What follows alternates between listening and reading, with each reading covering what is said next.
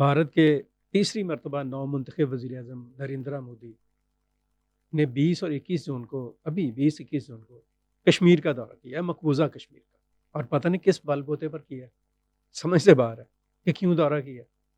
پہلا دورہ بھی وہ ڈکلیئر کر رہے ہیں جی ملک کے اندر، خیر وہ ملک کے اندر تو نہیں ہے، وہ تو قبضہ شدہ علاقہ ہے جس کے اوپر انہوں نے وزٹ کیا ہے۔ لیکن ماضی کو اگر ہم جان کر دیکھیں تو جب بھی کسی بھارتی حکمران نے یا کسی سیاستدان نے یا کسی بھی انڈین سپورٹڈ پرسن نے وہاں پر دورہ کیا، کسی ذمہ دار نے، کسی عہدیدار نے، تو کشمیریوں کی طرف سے اس کو شٹ اپ کر دیا۔ پتہ نہیں اس کے باوجود کیوں مودی نے یہ فیصلہ کیا کہ وہ مقبوضہ کشمیر جائیں گے، اور پھر وہ کر کے بھی دیکھ لیا انہوں نے۔ 20 تاریخ کو 20 شام کو ان کا ایک فنکشن تھا بہت ہی سیکیورٹی میں، اور 21 کو بالکل صبح ان کا ایک فنکشن تھا بڑی ہی سیکیورٹی میں۔ ان فنکشنز میں ان کے ساتھ جو ہوا وہ تو ایک الگ بات ہے، پوری سیکیورٹی اور پوری وادی کو ایک چھاؤنی میں بدل کر، اور فوج کا ایک پورا جسے کہہ لیں ایک وہاں پر ایک کرفیو کی کیفیت نافذ کر کے مودی صاحب کو وہاں پہ دورہ کروایا گیا۔ اس سے تو بہتر تھا کہ مودی صاحب نہ جاتے، چلیں تھوڑی بہت عزت بچ جاتی، یا شاید یہ تیسرا جو ٹرم ان کا ہے اس میں انہوں نے اپنی جو عزت ہے اس کو خراب کرنے کا فیصلہ کیا۔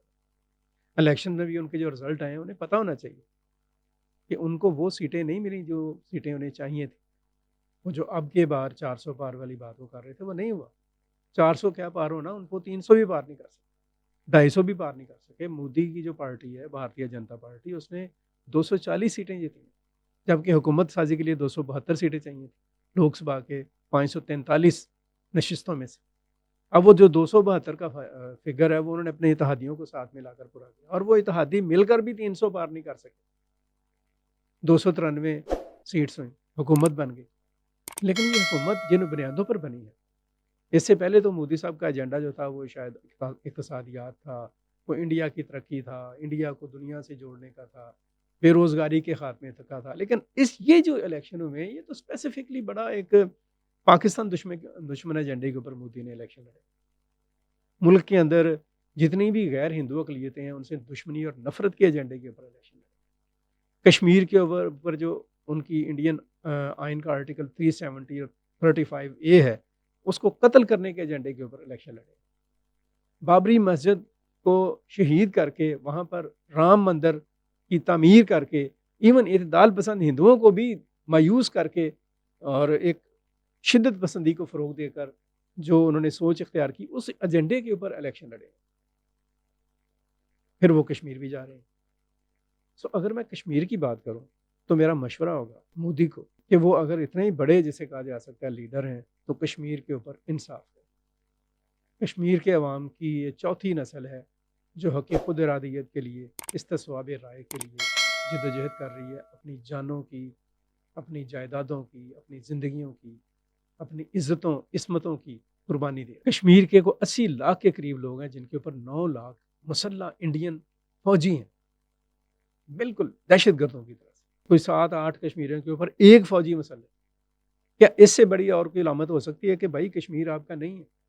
نیچرلی کشمیر کہیں سے بھی انڈیا کے ساتھ نہیں ہے، نہ اس کا مذہب کا تعلق ہے، نہ اس کا ثقافت کا تعلق ہے، نہ تہذیب کا، نہ تمدن کا، نہ رہن سہن کا، نہ زبان کا، نہ جغرافیے کا۔ تو اس غیر ضروری اور غیر حقیقی آپ کہہ لیں کہ ایک آپ کہہ لیں تسلط کو اور ایک غاصبانہ قبضے کو آخر کب تک آپ رکھیں؟ اور یاد رکھیں جس طرح سے آپ ڈیفنس کے اوپر، وہاں پہ فوج کے اوپر اور ویسے جو پیسہ خرچ کر رہے ہیں، کشمیر کو فوکس کیا ہوا ہے، اپنے ملک کے اندر امن کی صورتحال کو آپ نے تباہ کر دیا ہے، کشمیر کو دیکھتے دیکھتے آپ نے اپنے ملک میں ایکسٹریمزم کو پیدا کر دیا ہے۔ یہ صورتحال انڈیا کو خراب کر رہی ہے۔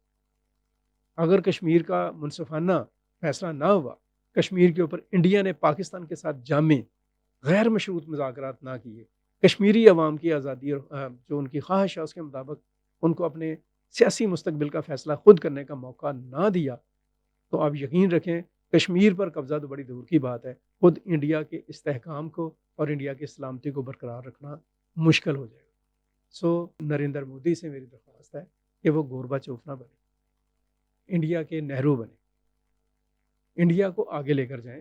ہم اس پر خوش ہیں، لیکن کسی پر تسلط کر کے، کسی پر قبضہ کر کے، کسی کو قتل کر کے، لوگوں کو مار کر اور لوگوں سے نفرت اور دشمنی اور تعصب کر کے جب آپ آگے جائیں گی تو دراصل آپ آگے نہیں جائیں گے، ایک ایسی کھائی میں گریں گے جس میں شاید آپ کا کچھ بھی باقی نہیں بچ سکتا۔